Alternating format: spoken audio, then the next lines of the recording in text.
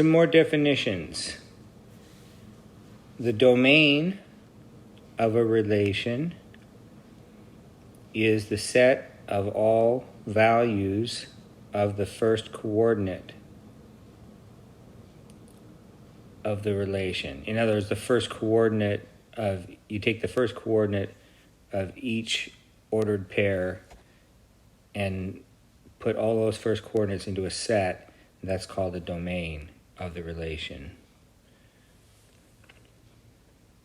So just in case you forgot what the first coordinate is, if you have a comma b, it's a. Okay. The range of a relation is the set of all values of the second coordinate of the relation. So the second coordinate of the ordered pairs in the relation.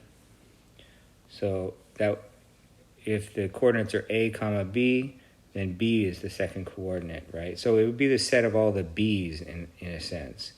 Or if you're thinking x and y, the set of all values of y is the range. Set of all values of x is the domain.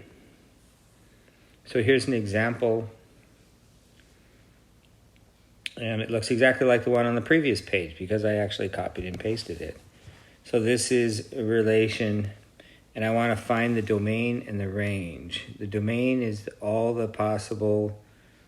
the first coordinates, the set of all first coordinates. Well, if you look closely at it, this and this is about as far to the left. They're about the same distance to the left as each other. That's at 1, right? And then you get points from 1 with x coordinate 1 all the way up to x coordinate, whatever that is. But that's the same x coordinate as here, so it just keeps going up until you get to here, which is at 3. And it includes 3, so it's a square bracket. Includes 1, so it's a square bracket, because there's no open dot there or anything. So that's how I got that. Now what's the range? The range you want... So another way to think of this domain while I'm on it is the domain is... You can think of it as on the x-axis. And so you just take this whole business, squish it onto the x-axis, and see what points you get. And those points will be the domain. The range, you would do the same thing, but squish it onto the y-axis and see what you get. When you do that, you'll notice you start from down here. You go all the way up smoothly up to here till you get to this point here, right? Which has a y-coordinate here. Then there's a little bit of a jump, right? And these two are about the same height at 1. So just before 1, there's a bit of a jump. There's a gap in the possible y values. And then you go up to 2. So the way that comes out, I had to put approximately because I'm estimating this point here. I'm guessing it's around 0.6.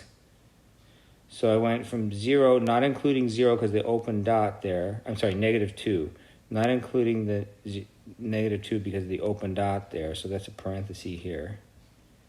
It goes up to, I was guessing about 0.6. 1 is here.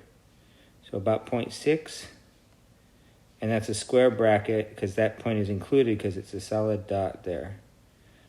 Okay. And then this means union. And this is how you put together two intervals that don't connect with a gap between them, right? You put this union in there. And then the next interval here goes from 1 up to 2, including the endpoint, because that's a point on there twice. This y-coordinate occurs twice, and this y-coordinate actually occurs infinitely many times, all the way from there to there, right? And so that's how I got those.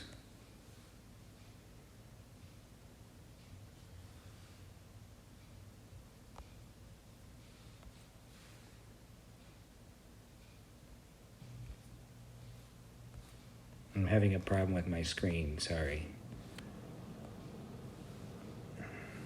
Okay, well, Okay.